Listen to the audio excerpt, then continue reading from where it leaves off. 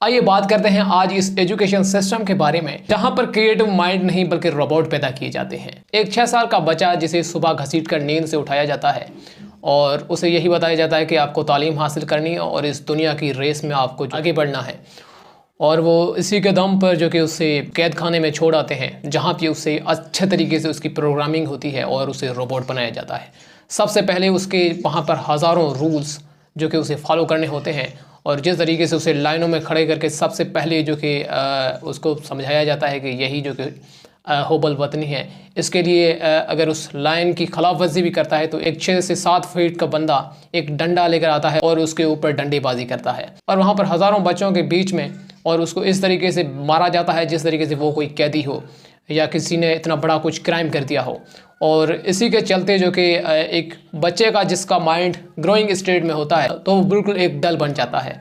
तो इसी के बुनियाद पर उसके बाद जो कि सारा दिन 6 से 7 घंटे उसे उस रूल्स और रेगुलेशन के अंदर रखा जाता है और उसे रट्टा लगाने के अलावा कुछ समझाया नहीं जाता है प्रैक्टिकल लाइफ के हवाले से कि आपको किस तरीके से सोचना है और आपको किसी तरीके से अपने स्किल्स को कैसे डेवलप करना है। और इसी तरीके से उसका क्रिएटिव माइंड नहीं बल्कि एक रोबोट बन जाता है, क्योंकि उसे रट्टा लगाने के अलावा कुछ किया नहीं जाता है। और इसी तरीके से उसकी प्रोग्रामिंग कहते हैं कि रोबोट की भी इसी तरीके से प्रोग्रामिंग की जाती है कि जो उसके अंदर नॉलेज फीडेड हो, जो उसको रट्टा लगाया गया हो, वो ही जो कि वो उसके सिवा वो कुछ नहीं कर सकता। और इस प्रोग्रामिंग में सिर्फ उसका स्कूल सिस्टम ही जिम्मेवार नहीं है बल्कि उसके पेरेंट्स और उसकी सोसाइटी भी उसकी ज़िम्मेवार है, क्योंकि वो भी इसी ही सिस्टम से निकली हुई है और उसके दिमाग भी खाली हैं, वो भी सोचने के काबिल नहीं है। तो इसी लिहाज से फिर वो 6-7 घंटे इस वहाँ पे बिताने के बाद जो कि थका हारा घर जाता है, 2-3 घंटे उसको रेस्ट करने के मिलते हैं शायद, और उसके बाद जो कि फिर से वही सिस्टम शुरू, या तो बर्डन होता है कोचिंग का, या जो कि उसको पूरा होमवर्क का जो कि एक हमभार होता है जो कि उसको करना पड़ता है। तो यही सिस्टम के नीचे वो दबा और यही प्रोसेस दिन ब दिन रिपीट होता रहता है। और इसके अलावा हमारी कौम को आज तक ये समझ में नहीं आया कि एजुकेशन असल में है क्या, एजुकेशन कहते किसे हैं, क्या हम जो कर रहे हैं ये एजुकेशन है या हम किसी और रेस की दौड़ में चल पड़े हैं।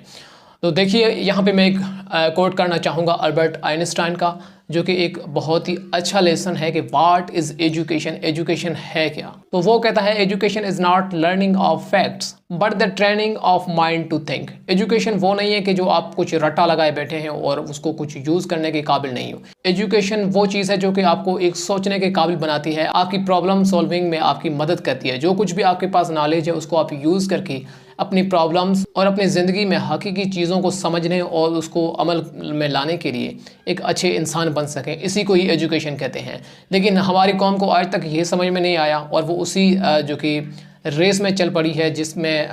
पता नहीं क्या वो कर लेगी, क्योंकि उन्हें ये भी नहीं नज़र आता कि दुनिया के जो टॉप इंस्टीट्यूशन है, जो दुनिया में टॉप कंट्रीज़ हैं जिनका एजुकेशन सिस्टम नंबर 1 पर है, उनसे भी नहीं सीखता। बहरहाल ये सिर्फ डिग्री के पीछे भागते हैं और डिग्री करने के बाद उनकी वैल्यू क्या रह जाती है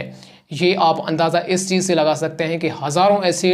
जो कि डिग्रियां लेकर घूम रहे हैं जिनको आज तक कुछ जो कि आता नहीं है कुछ खास स्किल्स, और इसके अलावा वो जो कि अपनी ज़िंदगी में थके हारे अब या तो फिर रक्षा चलाने के अपने पीछे चल जाते हैं। बहुत से ऐसे लोग यहाँ पे डिग्री लेकर घूम रहे हैं, और या फिर जो कि कुछ और मजदूरी दहाड़ी के पीछे भागते हैं या मुल्क छोड़कर बाहर मजदूरी करते हैं, और उस जो कि डिग्री का कुछ भी यूज़ नहीं होता है उनकी लाइफ में और प्रैक्टिकल वर्क में। तो ये हालात तो हैं, लेकिन इसके सॉल्यूशन क्या हैं? तो अब आपको तो यही लग रहा होगा कि अब इस एजुकेशन सिस्टम का कोई मतलब नहीं है तो अब इसको छोड़ ही दें, और अब इसका कुछ फ़ायदा नहीं है तो अब जो फिर ये क्यों कहा जाता है कि जो स्कूल से बाहर बचे हैं कि उससे स्कूल में होना चाहिए, क्योंकि वहाँ पर भी एक इस तरीके से रोबोट ही बनते हैं, तो फिर जाने का कोई फ़ायदा नहीं है। तो इसका मतलब ये बिल्कुल भी नहीं है, क्योंकि बाकी दुनिया जिस तरीके से कर रही है, जो दुनिया की टॉप कंट्रीज़ हैं जो एजुकेशन लेवल पर टॉप हैं, वो क्या कर रही हैं, उनके क्या सिस्टमेटिक हैं, उन सिस्टमेटिक के थ्रू हम सीख के हम भी इस तरीके से एजुकेशन को प्रमोट कर सकते हैं और एक अच्छे तरीके से एजुकेशन दी जा सकती है।